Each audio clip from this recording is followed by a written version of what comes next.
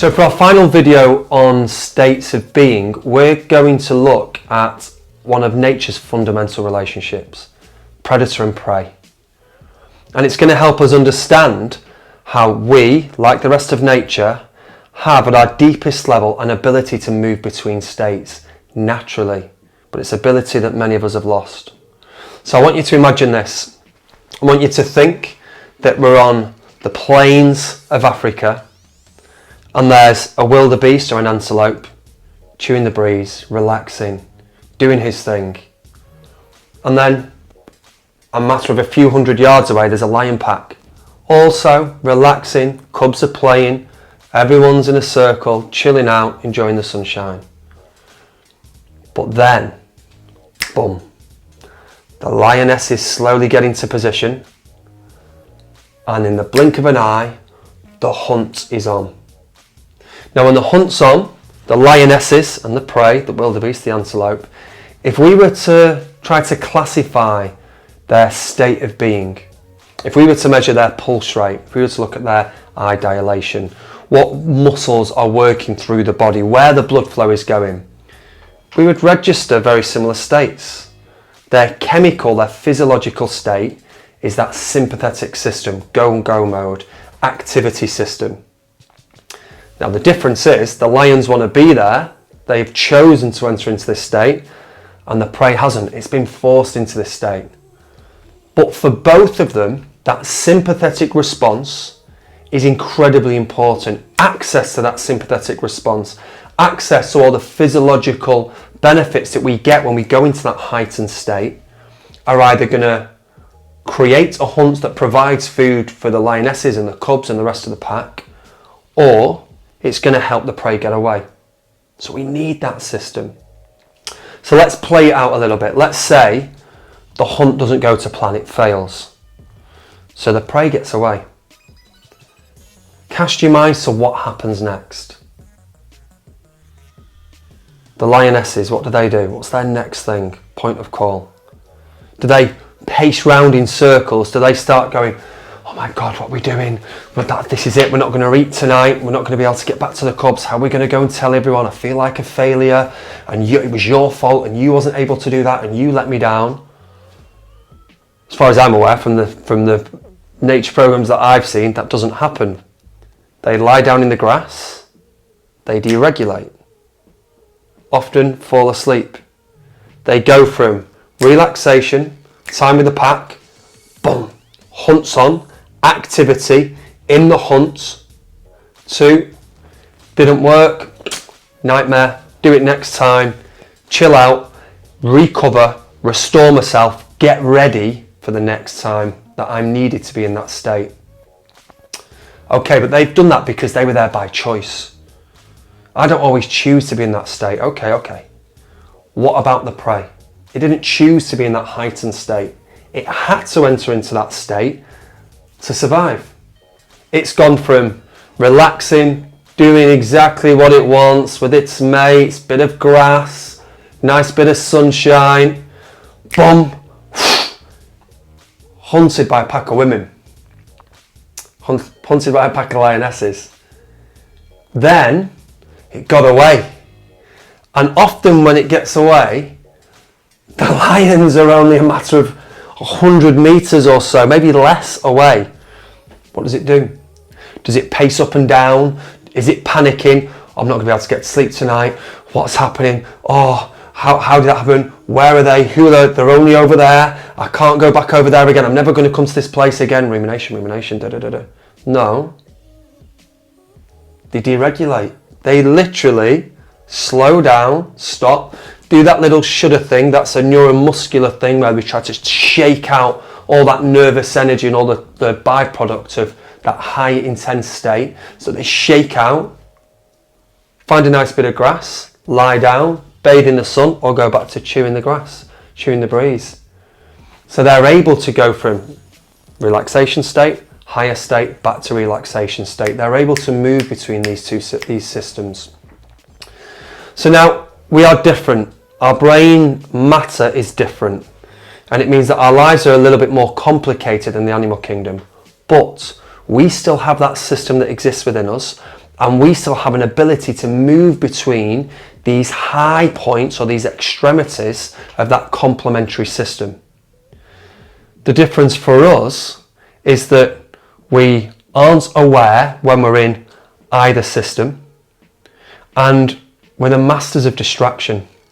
We're the masters of ignorance. We're the masters of pretending that nothing has happened or not facing up to things. So when we go from these states of relaxation into these states of stress and challenge and high activity, we ruminate over what's just happened. We relive it over and over and over and over again. We don't let it go. We panic. We start to then falsely predict that it will definitely happen later on that night, or definitely happen next time, or definitely happen next time we're in contact with that group or in that environment. We make a prediction that doesn't exist, and we start to reinforce that we will definitely feel like this again and it's going to be terrible. Then what we do, because we're not able to step back, be reflective, we then don't want to face up to this feeling. So we go, I can't get myself down, I can't deregulate, I'm super high and I'm super stressed. So we look to external factors to help us deregulate. We turn to alcohol, we turn to drugs, we turn to processed foods, we turn to things to try to lift our emotional state in order to either distract us from what's just happened, pretend it's not happened at all, or just shift us into something that feels better.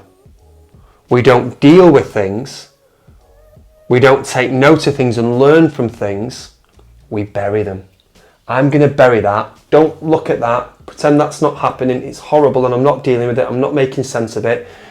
Just get on the lager, just start popping pills. And listen, I've been there. There's nothing wrong with alcohol, and there's nothing wrong with drugs, and there's nothing wrong with whatever you choose to be part of your life. But it's important that whenever we're having emotional connections to food, whenever we're having processed foods, whenever we're having sugars, whenever we're having alcohol or drugs, whenever we're using caffeine or sleeping pills or stimulants, we want to be aware that we are using something to shift states. We are using something that will take us further and further and further away from our natural ability to move between these two states. These external factors start to diminish our ability to move between these two systems. And the more we use these external factors to change state, to relax us, to speed us up, to focus our mind, to give us energy drinks, then I'm so high that I'm taking sleeping tablets or drinking to bring myself back down. The more we use these external factors, the less ability we have to naturally do it. It just diminishes. It's like anything. If we don't use something regularly and frequently, if we don't allow to water that plant, water and grow that ability, then it dies. And before long, we're not able to we're not able to drop into our sleep state and recover properly, and we're not able to pick ourselves up. We need that constant lift. We need the caffeine, we need the drug, or something that's even more detrimental in my opinion, and something that we celebrate, and I in the past have celebrated, workaholism. You know, we celebrate and we kind of wear it as a badge of honour to go, I worked 60 hours last week. Well, I worked 70 hours last week and I've had no sleep and I'm only sleeping for 4 hours and I'm getting up at 5 in the morning. I'm working till 1 o'clock in the morning and I'm just doing all these things to keep my state of awareness high, and I'm doing... That means you're destroying yourself then. That doesn't make you a success. It means that you're destroying yourself. That's what you are doing. And somewhere along the line, if it's not happening in the short term, in the long term, that is going to be incredibly detrimental to yourself, your health, your well-being, all of your relationships personally, to the internal world and the external world.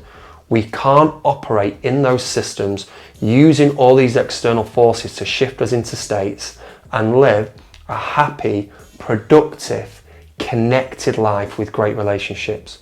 We just can't. Something is going to give. It might not be our physical health, but it might be the health of our relationships with our children, with our friends, with our partners, with our work colleagues, or it will be our physical health. So again, to re-emphasize, The idea of the sympathetic and parasympathetic nervous system, the rest and digest and the go-go mode. The idea of moving between these different states of relaxation, high stress or imminent threat. These lay the foundation for us to start to tap in to how we are acting throughout our day. These automatic systems are what kind of lay the groundwork for how we're going to operate as a person. If we can develop techniques such as breathing techniques, in amongst many other techniques we can use, but let's focus on breathing techniques for this course. If we can develop these techniques, if we have that toolkit I keep talking about, then we need to work on our awareness. I'm aware I'm experiencing this. I'm aware this is happening. I'm aware that has just happened. I need to do something to bring myself back into balance and harmony where I can refocus, process what's going on, learn from it, grow from it, and then establish a better relationship with myself and those around me.